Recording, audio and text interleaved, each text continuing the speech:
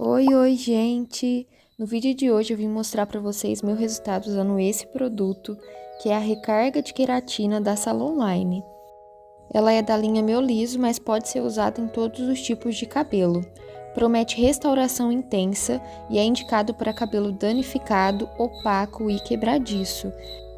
Vai combater a quebra, opacidade, elasticidade, ressecamento, pontas duplas e cabelos fragilizados. Tem ação instantânea, também promete brilho extra, maciez e fios mais saudáveis. Vem nessa ampola de 80 gramas, eu paguei menos de R$10 e você encontra ela em farmácia, loja de cosméticos. No meu cabelo vai render mais ou menos 3 tratamentos, tá? Então, pra mim, compensa demais. E a forma de uso é um pouquinho diferente, eu vou mostrar tudo para vocês nesse vídeo para vocês entenderem melhor.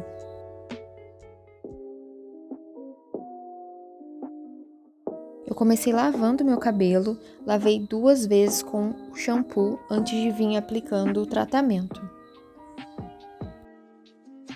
Ela vai entrar como uma reconstrução, então não é um produto para você usar sempre, tá?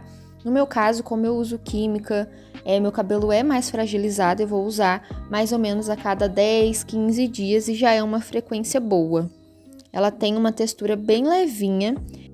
Quando eu fui passando, parecia assim que não estava passando nada no cabelo. Então eu acho que eu acabei exagerando um pouquinho na quantidade, dava para ter passado um pouco menos.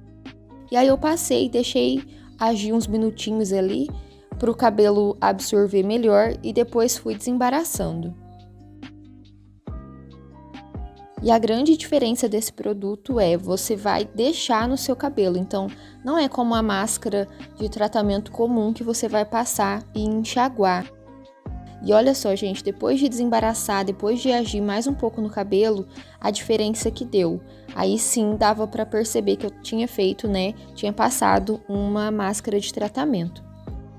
Outra coisa diferente nesse tratamento é que eles indicam você usar secador ou chapinha depois, tá? Então, com o produto ainda no cabelo, eu vim secando com o secador.